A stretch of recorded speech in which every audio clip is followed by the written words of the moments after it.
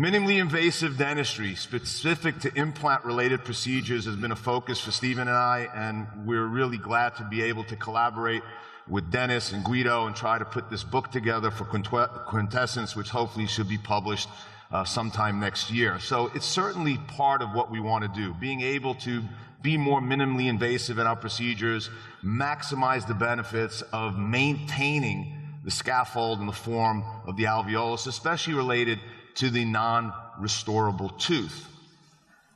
We're going to be speaking a little bit of immediate tooth replacement strategies, something that was briefly discussed yesterday during the opening session. We're also going to talk about a concept that we have published on recently in terms of dual zone socket management, talking about what happens to the bone and what happens to the soft tissue and their impact. And then we're going to touch upon maybe somewhat more of a controversial area about the concept of socket shield and root membrane techniques in order to maintain all of the alveolar housing around our implants in the aesthetic zone. Stephen? You know, it's really an interesting discussion because we tried to distill the information. Maurice and I had spoken about, you know, what two areas could we really cover somewhat in detail in the time that we have. So really the dual zone socket management concept, as well as the socket shield, or recently David publishing on the root membrane. Now, we all know that there's data that came out, actually, Rich Lazaro was the first to really take out an upper bicuspid and put an immediate implant, not too far off from where Brannemark had published some of his early papers in the early 80s. Of course, Peter Worley then taking that data further, and then Joe Kahn really developing in 2003. So in regards to this, the question really becomes is that when we have the opportunity to take out a tooth and place an immediate implant, the question that always arises is that should we put, say, just a healing abutment or a provisional restoration? And should we actually even do more than that? Because I actually had a conversation with David one time, and my partner Dennis has talked about the concept of wound healing associated with just the socket.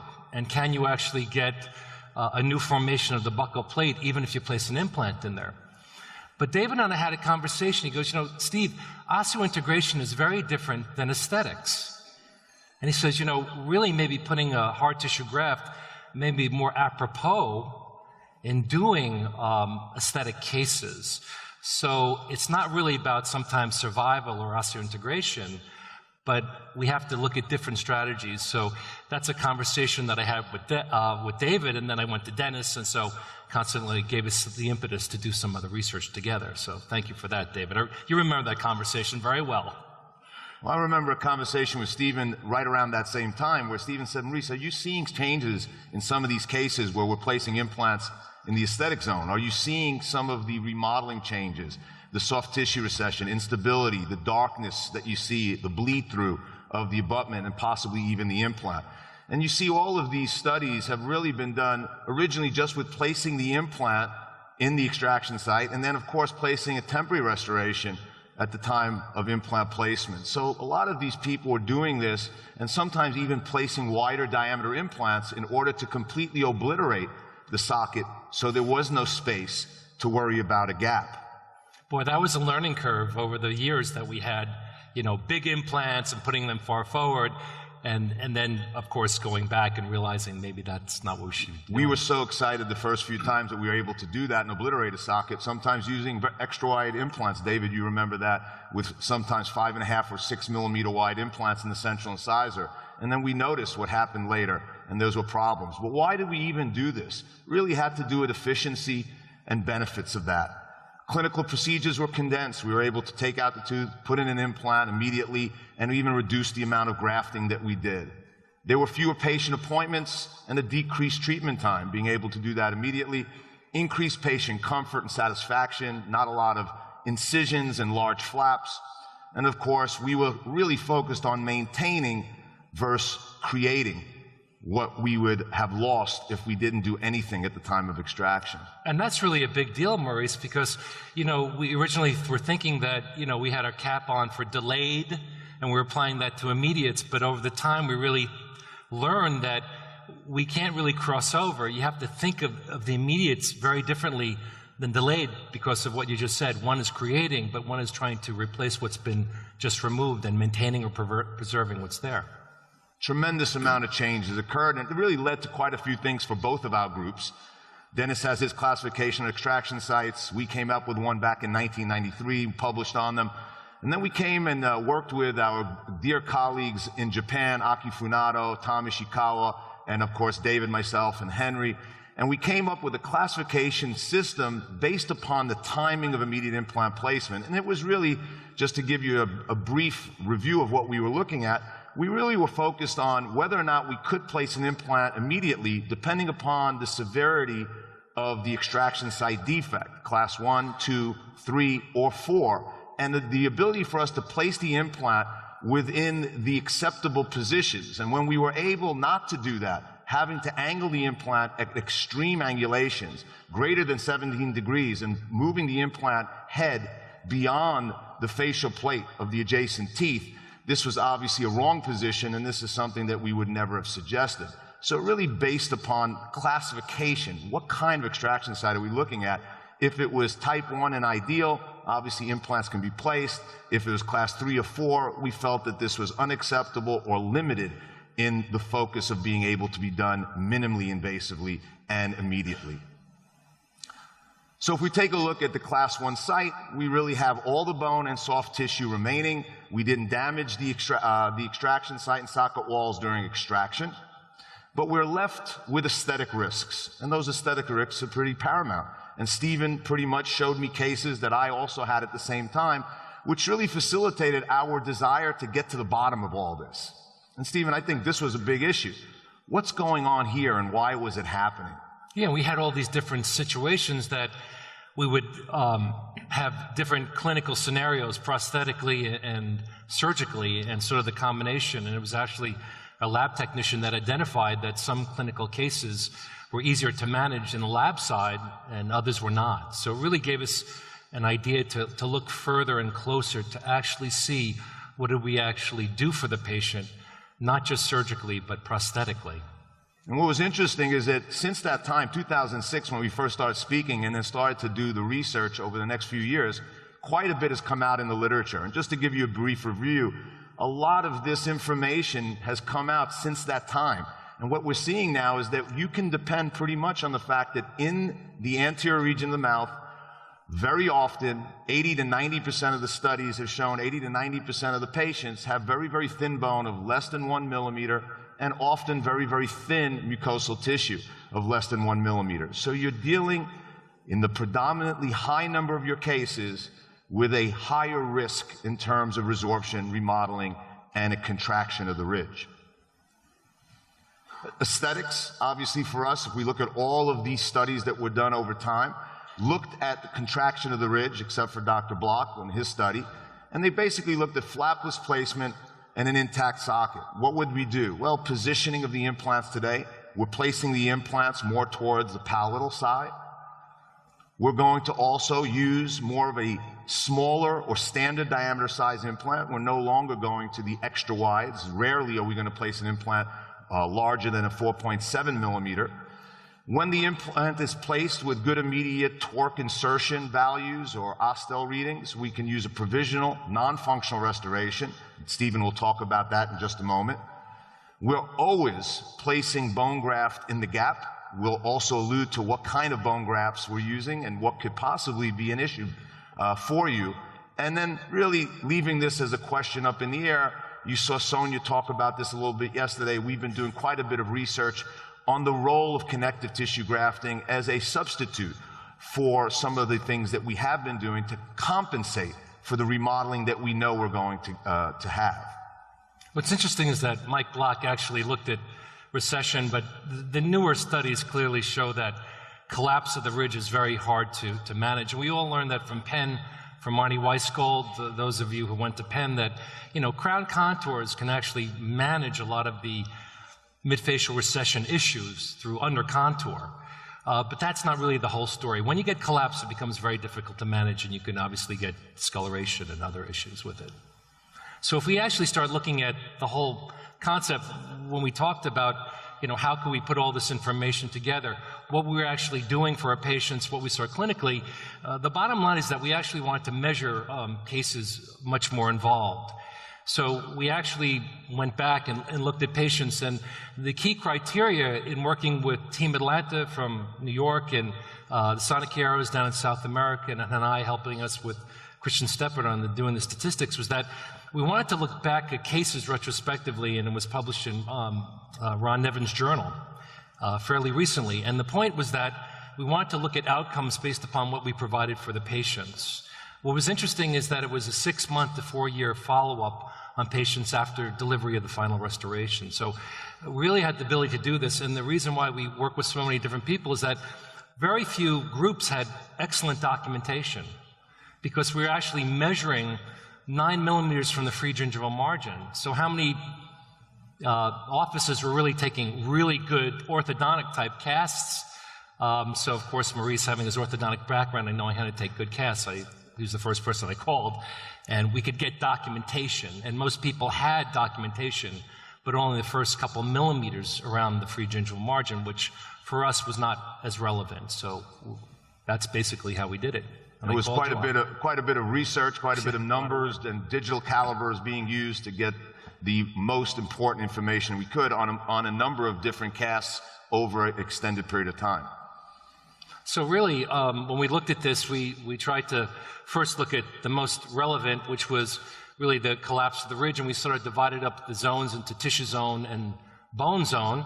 Tissue zone above the head of the implant, implants at the time of implant placement, and of course the bone zone from the head of the implant, more apical. And one of the first parameters we looked at, obviously, was not recession, but collapse, because, as we mentioned, that seemed to be the more relevant aspect.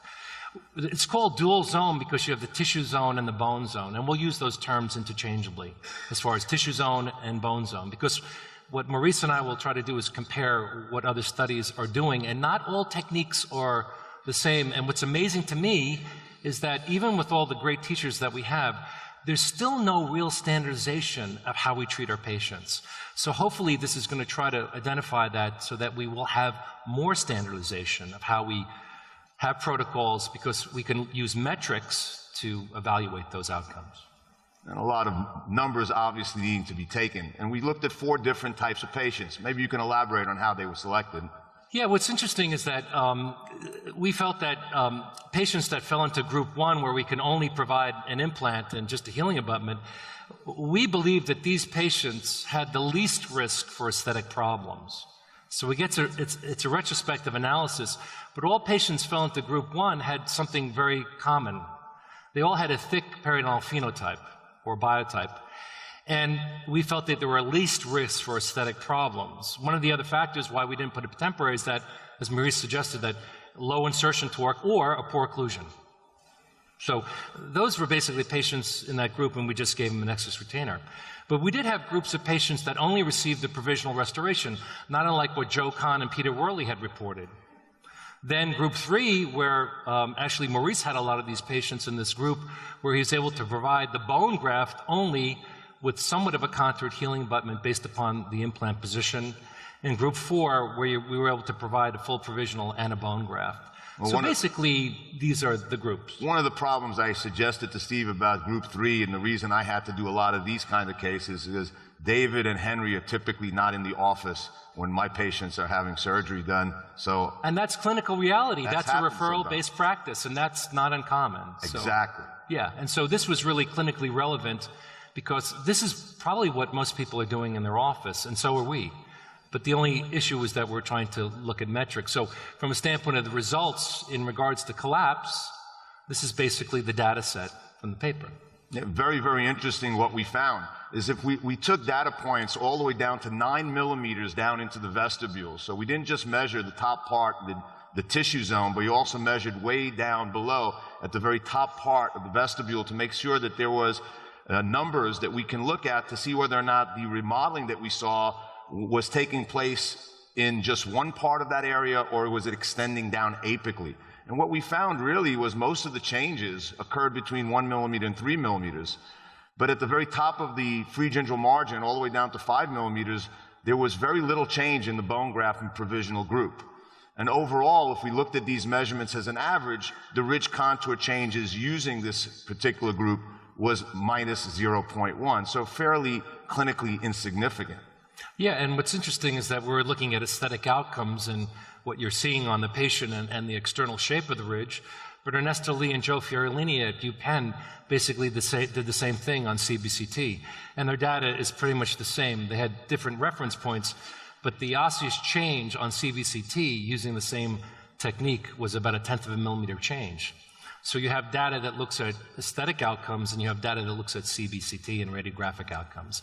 And it's basically saying the same thing, which is encouraging, because when multiple groups basically are saying the same thing, there must be some truth in that. And a big issue here, again, look at what they're saying here, lingualized flapless implant placement. So they're placing the implant quite a bit away from the facial plate and leaving space to graft in that area, which is a key aspect of what we'd like to do today.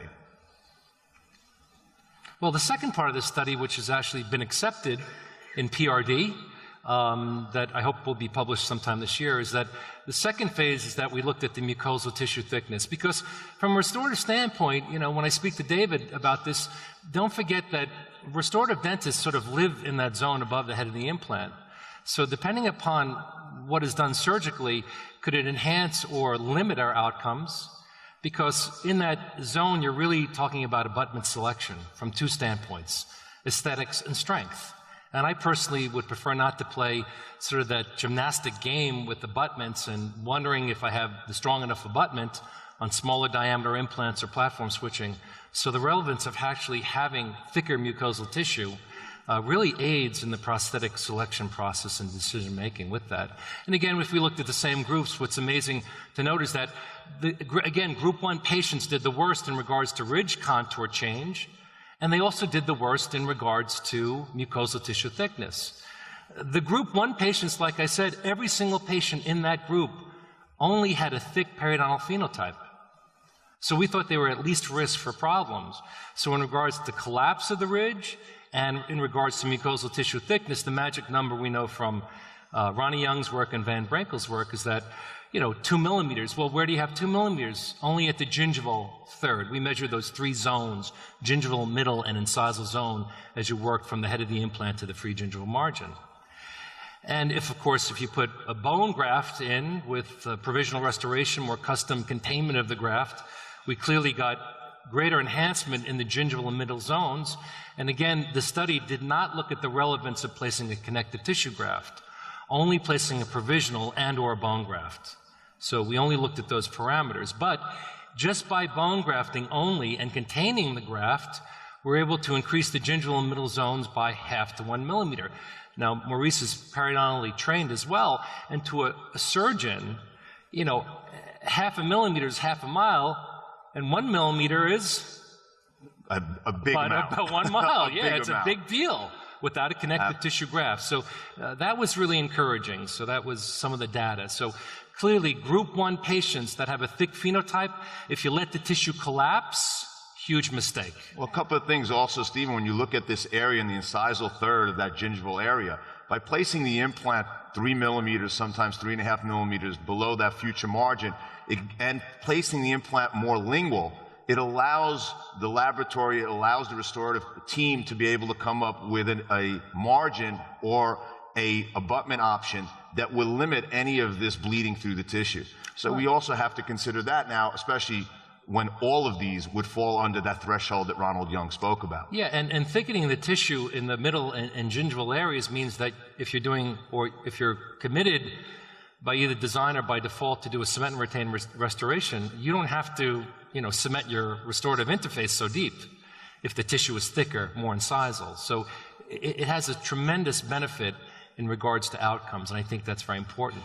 But I'd like to spend just a couple minutes explaining the differences in technique, because they're not all the same. I would hear, say, one of my friends, Iñaki Gambarina from Spain, who's a terrific surgeon, he always did a bone graft and always placed a connective tissue graft. Same with Joe Kahn. But if you really read the literature, there is a difference, and I'm going to like to take the opportunity to describe that. In the dual zone technique, we're doing something a little different. We have a non-restorable tooth, and the clinical technique, which we published in Compendium, that John Coyce is one of the co-editors, is that we could place the implant more to the palatal position. We would then make a provisional restoration first, because it's a little different strategy, because we want to make the provisional restoration first because after doing that, we will then put a flat contoured healing abutment that allows access to the gap where we then can place the bone graft. But the difference is that we're placing the bone graft in the bone zone and the tissue zone, hence the dual zone technique in treatment of these patients. Now that's different than what Joe Kahn is doing, which I'll explain afterwards. So because we are placing the bone graft into the soft tissue, Dean showed that the other day as well, quite nicely, that it's important to make the temporary so that you don't disturb the graft. So that's how we sort of manage it, and a concept of the prosthetic socket seal that I learned from Paul Weigel from Germany. Now, how does that differ from Joe Kahn?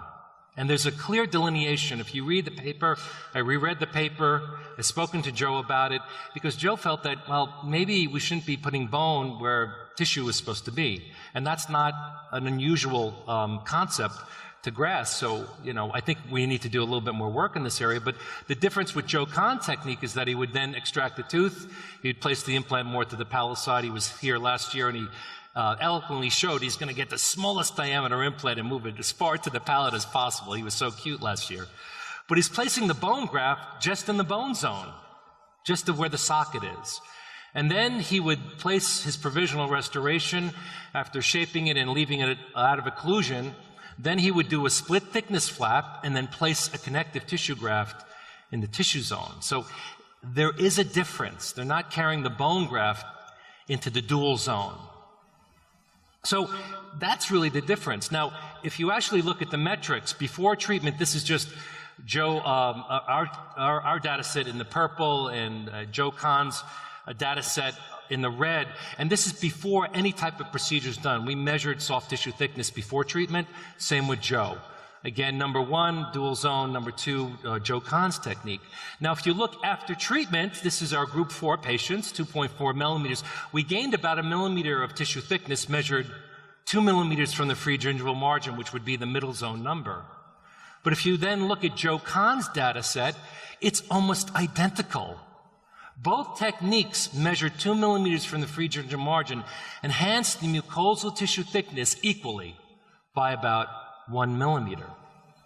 So pick your poison, whichever one you want to do, but they're not the same in clinical execution, and that's the point I'm trying to make. They're not all the same. And if we understand the differences, then maybe we can come to a consensus of how we treat our patients. And we actually have been doing a similar study with the Agnini brothers, Henry, myself, and David, doing with soft tissue, and we're finding very similar numbers. So there seems to be somewhat of a consensus with some of the studies that have been coming out. And really, that's what something, like you said, we have to really weigh. What should we do in the tissue zone? Should we place bone there, or should we place tissue in that area? I learned from David that metrics are important. I mean, numbers don't lie. It's like, did I really spend that much money this month on my American Express bill? I mean, numbers don't lie. That's really the bottom line. Now, this is one of the key factors, is that we also learned that bone grafting is very important, but what of equal significance is containment of the graft. It's not just all about the surgery, it's really that periodontal restorative interrelationship. Because without graft containment, it looks like this after a couple months. This is horrible. Like I said, this is what we were thinking. We were thinking delayed. Don't put a wide abutment on, because on delayed sites, wider abutments cause more gingival recession. That's wrong. It's the concept of applying what we knew for delayed on immediate. You can't do that. You have to put on your immediate hat. The concept is very, very different, which we'll discuss. So again, if you don't support that, you get that type of collapse. But this is something that I know that David and Maurice had spoken to me about. So I want Maurice to really cover this, because the question really remains, what type of graft should you use? And we had issues with David. You remember this with the old Pontic cases. If anybody remembers using hydroxyapatite rather than doing soft tissue augmentation, and we'd get spontaneous exposure of the bone graft, sometimes a decade later, it would just come out through the tissue. I think we have to be somewhat careful about what materials we're using here, Stephen, because as I mentioned earlier, one of the things I'm cautious about is that whether using a xenograftic product, or even if you're going to consider some of the synthetic bones, or certainly hydroxyapatite being one of them, is that you may, in fact, by keeping that in the tissue zone and having low turnover, that these products may come back to haunt us later on. And Stephen actually was able to show me why exactly that may, in fact, be a caution flag. you got to consider what you're putting there, and is it a high turnover or a low turnover product? Because if you have a product that takes a long time to turn over, that product may have actually worked its way out through the tissue zone. And now we may be saying, maybe we should have considered putting connective tissue in that area, or maybe it's simply the wrong choice of bone graft. Yeah, I think that that's very important, because if we're talking about aesthetics and maximizing our aesthetic outcomes, this is the last thing that you want to see when you're about to disconnect and make your impression. So the fact that maybe a material that's not absorbing quite as quickly is one of the factors. So I think the suggestion should be that maybe xenograft is great for the bone zone, but maybe a bone allograft would be better for the tissue zone, because we've never really had any problems with allografts, and we used that in the study, and it didn't seem to be a factor. So I think we just have to be a little cautious. If you are using the concept of dual zone bone grafting, you have to really think about that. And we're clearly doing more research in this area, because it's still a I would say right now for us, though, we'd be leaning more towards a mineralized, irradiated, cortical cancellous small particle mix that's worked best. I think autogenous bone turns over way too quickly. It's probably not the gold standard in this area. And I think a xenograft or synthetic bone graft, too low a turnover, and that may actually come back, as you see here. And Aruj's paper with Lindy had an N of 1 and a dog of 1. You know, they showed that with the xenograft, it didn't seem to cause an inflammatory response. But that's a dog of 1 and a slice of 1. And I can just tell you that it's not overwhelming. I've had about 4 or 5 patients that had this issue, but it's something I just don't want to deal with, because it's maybe unnecessary. So it's just something that we have to do more homework on. The real key becomes, what are the contemporary strategies of how we manage this? So, you know, one of the prosthetic strategies that, if it's important to contain the graft and protect the graft during the healing phase, that we have some problems that occur. And one is immediate collapse of the mucosal tissues. The next is that we have to somehow figure out to capture the soft tissue relationship relative to eccentric implant positioning. Maurice made that point very well. And I was happy to hear that Sonia did that as well. Bone graft containment, and the real strategy is, what about the pre-extraction state of the tooth root at the cervical area, which is the critical zone? So these are some of the things that I would say would be the future, but now I think it's the contemporary strategies with that. Now, number one is that no matter how good or fast you are, and let's be honest, really good surgeons can slick a tooth in 5 minutes and put an implant in another 5 minutes. That's 10 minutes. They can produce as much as we as prosthodontists for the next hour, making a temporary crown that looks good. Sometimes there's no justice in the world, but it is the way it is. But the bottom line, that's one of the things that happens. And so consequently, through implant placement and connection of all our components, the real restorative challenge is figuring out what that subgingival submergence profile should look like, going back and adding acrylic or composite. I learned, again, from UPenn, and we did a lot with the Nylon technique, so I just used acrylics. But that becomes the real challenge. How do we capture that pre-extraction state of the tooth root subgingivally? Now, I know Dean talked about that, which I'll go through a little bit later. Now, the bone graft containment's an interesting part, because there's a problem with abutments. There's actually a big problem. If the implant's placed eccentrically, then how in the world can you contain the graft with an abutment that's contoured that has a screw that's centrically located? Right? The screw comes out the middle. I don't care if it's a 1-piece or 2-piece, it doesn't matter. The problem is the following. You have a situation like this, palatal placement, centrically located screw, that's a big problem. Or how about this from, say, NEOS? Oh, we have an anatomic abutment. It's shaped anatomically. The problem is that the screw comes out right in the middle. So with eccentric palatal bias of implant positioning, how can you fit this? And I wouldn't certainly want to trephine out the palatal bone to get this to fit. And how would it contain the graft? That's the problem. And then, of course, what's really the strategy? The mantra that you should just remember is just replace what you just took out. What we learned with immediate therapy is that you really have to replace what you just removed, because the body will respond to the same anatomy that you just took out. And I think, again, Dean showed that very nice on this last case. Now, again, there are many studies that actually look at this in regards to actually using teeth, extracted teeth for temporaries. And what they basically did is the following, is that they looked at some outcomes of using that cervical area. The only problem is that not all teeth are ideal candidates for this type of technique. But the thought process is very good, and Jacopo Casanova was one of John Coyce's students. And he's a really great dentist in Italy. So they recently published something like this. But again, we can't always use these clinical scenarios. But that doesn't mean you throw out the baby with the bathwater.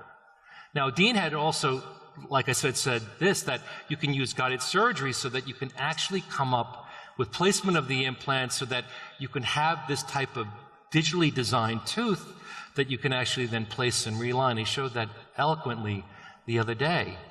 And that takes knowledge and skill and planning involved. But again, the key element becomes we don't want to throw the baby out with the bathwater. We want to be able to conserve that cervical area. Imagine if you had something that was prefabricated. How many of you are using a prefabricated crown former? Imagine if you could take out a subgingival submergence profile former that you could take out of a box and put it right into the soft tissue to restore the profile of the tissue in its pre-extraction state. It would be prefabricated, would have the same SKU number, so it would be repeatable, and it would be consistent every time. And maybe if you had this component with the shell tooth, like Dean showed the other day, then if you had something that was prefabricated, it would be quicker and more cost efficient. That's really the strategy behind it. Whether you're using a digitally coded abutment or a full provisional restoration, the key element becomes the subgingival shape that would support the soft tissue profile. And yes, it would also compensate for eccentric implant positioning, either by design or by default. The only caveat is that the surgeon needs to be able to place the implant in the extraction socket. That was a little joke, my prosthetic, things, but that's the key element that's there. So we actually published some information, and I'm sending some of these shells to Maurice, and we make them in our own lab. I had to give my partner, Dennis Tarnow, to identify the problem. The problem is that Dennis came back and he says, Steve, you got to figure out a more efficient way to make it temporary, because if the temporary is important, surgeons don't want to spend an hour doing it for the restorative dentist. They want to look good in front of the restorative dentist, but they're not going to spend an hour because they can't charge for it. But would you spend 5 minutes on making a custom healing abutment that would make you look like the superstar in front of your restorative dentist? Probably. So that was really from Dennis and then Adam, our technician, figuring out the solution. They come in all specific sizes. They're all tooth specific, so you can pick whatever tooth you want, and they also come in a digital flavor as well. So the whole concept is that prefabrication, could I take it out of a box? Would it save me some time? I mean, how much would you spend for something that would save you a half an hour of time? So that's really the whole concept behind it. Let me just take you through a quick case, and then Maurice will finish up with some of the other aspects. Here's an example, a perfect example. A patient unfortunately fell over the handlebars. And in this situation, he had sort of a delayed site on the left central, and we're going to do an immediate site. Obviously, he has some problems of this tooth over here, so we're going to deem this to be a problem, and we're going to extract it. But we don't extract it now. We let it heal, we build up the tooth, and we do Joe Kahn's technique of just doing sequential implants because they're going to be one next to the other. The good news is that that implant had healed. The bad news is that it was treated as a delayed. And now you have the ability to look at one site versus the other, one treated 10 years ago by somebody else as a delayed, the other one as an immediate on the same patient. Build up the tooth. Again, he still felt that this was a problem. He just said the tooth doesn't feel right, but the key was to get him beyond the healing phase so that we could have the normal architecture so that when we do an immediate now, that we'd be able to capture all the soft tissue shapes. So again, atraumatic tooth removal, sever all the supracrestal fibers, place the implant more to the palatal side, as seen in this situation, and again, we have collapse of the mucosa. That happens very quickly. Again, we take the shell. Now, this is in disclosure, it's going to be a project with Zimmer and Biomet. They're actually going to be producing this sometime this year, and we just call it the iShell, immediate implant shell. It basically restores the collapsed soft tissue to the pre-extraction state. The critical element in regards to the prosthetic design. It comes in a venti. It means the following, that you can actually, shorten the apical part and make it into a grande or a tall. It's really not that hard. It depends on if you place the implant 3, 3.5, or 4 millimeters from the midfacial free gingival margin. So it gives you all those abilities to do that. And the key element, it's going to support and bring that soft tissue back to its original state. And the only issue is that components for the use of this has to be somewhat contoured and flattened out so that it doesn't impede seating of an implant temporary cylinder with the shell. The beauty is that each thing is captured independently of one another because of all the problems that I alluded to. And whether you're using, flowable, composite, or acrylic, I'm just sort of an acrylic guy, so the bottom line is that I'm going to use acrylic, glue the two pieces together. If you're a surgeon, cut it off at the pregingival margin, give the patient an Esthetic retainer, or make a full tooth. And in this situation, since I'm prosthodontist, I'm going to make a full tooth out of occlusion. Again, the concepts with contour, it's really all about implant location. I've had discussions with David and Lyndon Cooper about it, and when I finally realized that they didn't agree, but they were talking about different placement. I remember being at a meeting with David, and Lyndon Cooper was lecturing, and we had some discussion about that. But what I finally realized is it's all about placement. If you place the implant too far to the palate, if you place the implant too far to the labial, you're going to have a problem. You're going to have to under-contour that restoration, and you could have recession. So poor placement to the buccal, we know, is a big issue. If you're doing Lyndon Cooper's technique, where you're placing it more to the palate, you need more convex contour to actually push the tissue. So really, prosthetic design and restorative contour is all dependent upon the surgeon. It's really up to the surgeon to place the implants for us. If you have the shell, then the key element becomes each piece is placed independent of one another. So if you place it more to the palate, you got to add more acrylic or composite to the buccal. If the implant's placed more to the buccal side, you have to add less. It's really about implant position in many different spatial relationships as well as vertical. So again, in this situation, depending upon where you place it, again, some surgeons place them a little differently, the shell will always give you the right amount of contour because the soft tissue is captured independent, and it also can compensate for angulation issues. So this is just an example. Each piece has to be dealt with independently. Again, all the work is done. The subgingival, that's the real meat. That's what's doing all the work. That's the real periopros piece, where at this point in time, if you just want to cut off the top, you can just do a custom healing embellishment. Great for a referral-based practice. Or just put the tooth on top of it. All the work is done at the subgingival. You now have the anatomy. I've now mimicked what's been extracted. I'm now trying to replace what's been removed. And now we can have the provisional restoration made first, and then afterwards you can see the contour of the two different restorations. The right is the immediate, the left is the delayed. I mean, look at how much I have to struggle with the contour of those restorations. And then we can do the dual zone bone grafting technique, again, a bone allograft, and then contain it, the prosthetic socket seal concept. And then, again, we could wait for the proper healing time with the provisional restoration. This is what it's all about. Look at the right central with current knowledge, with an immediate, and look at the left that was treated 10 years ago as a delayed. I mean, that's a huge difference. If this slide doesn't say everything to you, even the strategy, and Maurice and I talked about it, and Dennis also agrees that, maybe the thin phenotype patient is the one that you try to preserve everything at the time, because if it's lost later on, you're really in deep trouble. So again, in this situation, you could see the change in contour, and again, the struggle that I had on the delayed site. And then you can see here the final restoration. And again, look at where the connection is relative to the bone crest on the immediate. And you can see where the bone crest is more coronal to the connection versus the delayed healed site where the connection is relative to the bone crest. And you can see quite a difference in marginal bone stability, which is a different discussion. Anyhow, ridge contour, this is certainly much better. Current knowledge versus delayed. This says it all. Again, same patient and current knowledge. Which really brings us to the summary of this whole discussion, which is what happens with the dual zone socket management. Bone grafting without connective tissue grafting, but grafting both zones, gives us the same outcomes if you placed a connective tissue graft like Joe Kahn had done. They're different techniques, but they basically give you the same results. Joe didn't measure ridge contour, but like Maurice said, it's only about 1/10 of a millimeter change of collapse. And in regards to mucosal tissue thickness measured 2 millimeters from the free gingival margin, you can gain about 1 millimeter of mucosal tissue thickness without a connective tissue graft. And if you can restore the pre-extraction state of the tooth root cervix, whether you do it in a prefab state or you do it digitally, that's the real key element. We just find that the shell may help most people get to that point quicker and more efficiently with less aggravation. Resist the temptation in regards to the immediates. Again, you're all trained surgically to use a scalpel, the real thing with immediates is less is more. That's really critical. And again, I think this gives you a little bit better way to manage that subgingival profile.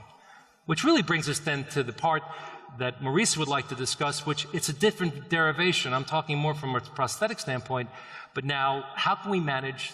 Absolutely, Steve. I mean, really what we've shown is that if you're looking at minimally invasive, the area that we're really going to be talking about is that tissue zone area. Stephen managed it through using the eye shell, maintaining that shape, not losing it, and certainly was able to do that in a very clever way. We're now also looking at preventing any loss of that ridge form by using a socket shield approach. And this is something that was really something that came from the paper and article that we published back in 2007 on the submerged root technique that Henry and David and I wrote about several years ago.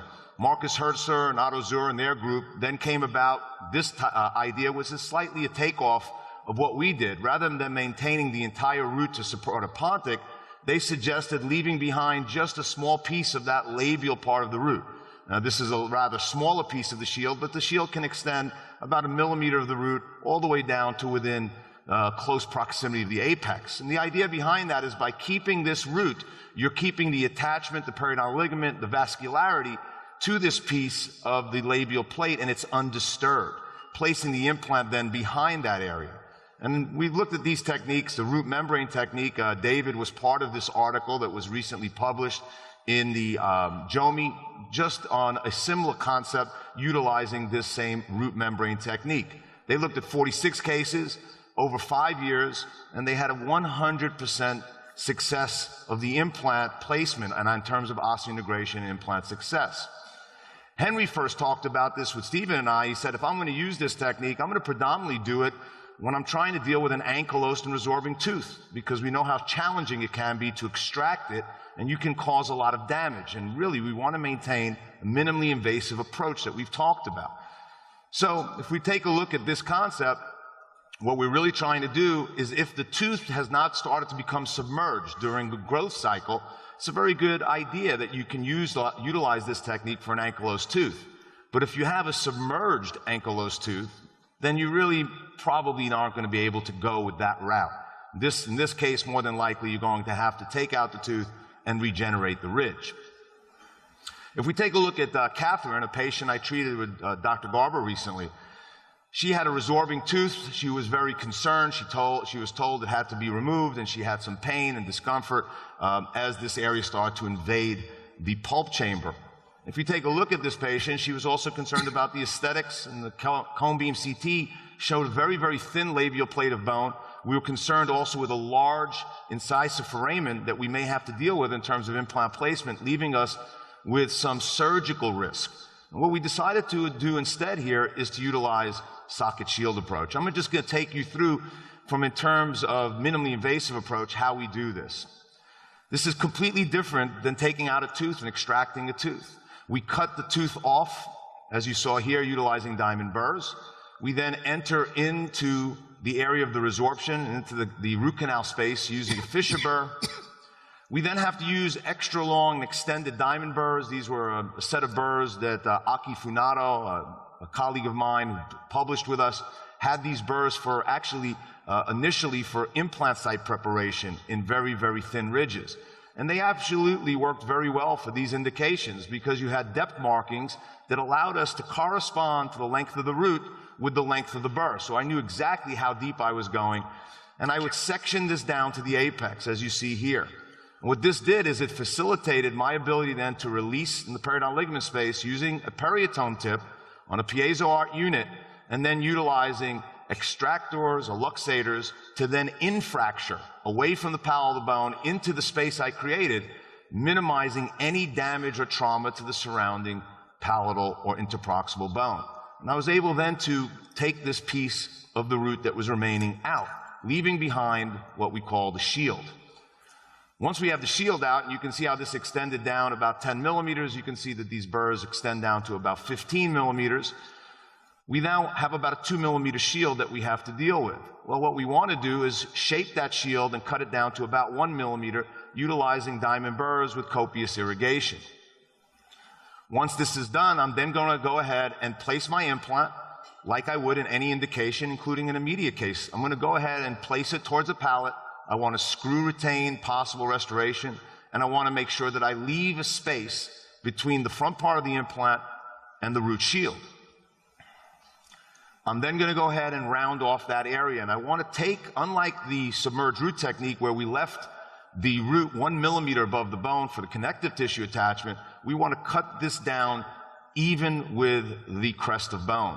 We're going to use a round burr, and because I don't have extremely adept skills anymore at prepping teeth, Stephen, I don't want to damage that thin tissue that you showed so nicely in the research that we did in the tissue zone. So we use these small shields that David was able to turn me on to. This helped me retract the tissue on the labial carefully and then be able to prep this down without damaging that very thin, unfriable gingival tissue at the incisal third of the tissue zone. So we start to take this down, protecting it, and then as I get closer to bone, why is it so important? What you're seeing is in the mirror with this shield in, if I don't take a close look at this, I could have left behind this little ledge of root, and this would have been a potential complication down the road.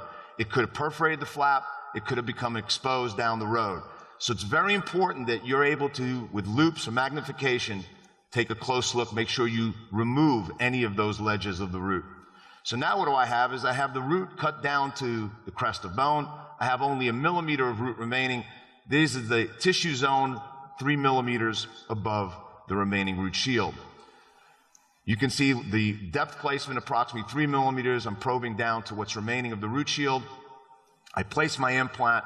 I leave the space here so I can place a bone graft in there so I can get osseointegration all the way around the implant and leave this shield behind just to maintain completely the ridge form. Bone graft here, mineralized irradiated bone, cortical cancellous, small particle mixed with plasma-rich and growth factor, Dr. Anitwa. We utilize the bird beak condenser so I can pack that bone gently, not like an amalgam, but slowly and gently down into that space. Once this is in place, I then want to seal that area. I'm not going to do an immediate temporary. I didn't have, again, I'm not really very good at the restorative phase. I didn't have David or Henry available that day for me. The healing abutment is placed, and we do want to seal that bone graft. And, you know, Stephen showed it being done prosthetically or with the eye shell. I show you it being done, in this case, with a plug of PRGF. A crisscross suture, I use a tooth-borne transitional appliance. This is an Esthetic retainer with a denture tooth, 1 crisscross mattress suture, and the patient came back 4 or 5 months later. David temporized the case. She doesn't live in Atlanta, and we just recently received these slides. You can see very, very much being able to maintain all of this contour. The temporary was removed. You can see that this has been maintained completely, very nicely. And the temporary restoration after 5 months, you can see a very, very nice maintenance of that ridge form because we did not lose the tooth fragment. The tooth fragment supported the bone, the periodontal ligament, and the attachment in that area. So this is really a new concept for us. And if we really take a look at all of this from the standpoint of summarizing it all as we conclude the lecture, from a minimally invasive standpoint, Stephen, I think that we were really, the big issue is how are we going to handle the tissue zone? And for us, the suggestions of the socket shield and root membrane technique would be in cases where an ankylosed or resorbing tooth is in the anterior region and it hasn't started to disappear apically on us. When extremely thin bone and soft tissue remain in a highly aesthetic region, I think these are areas that this particular procedure may be minimally invasive and highly valuable. Future considerations related to technical aspects have you just shown. We have to learn how to do this procedure. It takes a new armamentarium, and we really have to continue to monitor our long-term results. There's no question for us that the big issue is in the tissue zone. So what we're dealing with is either to do it prosthetically or to do it utilizing a submerged socket shield technique or root submergence techniques, either prosthetically or surgically, and certainly these are minimally invasive options to maintain the structure of the alveolus.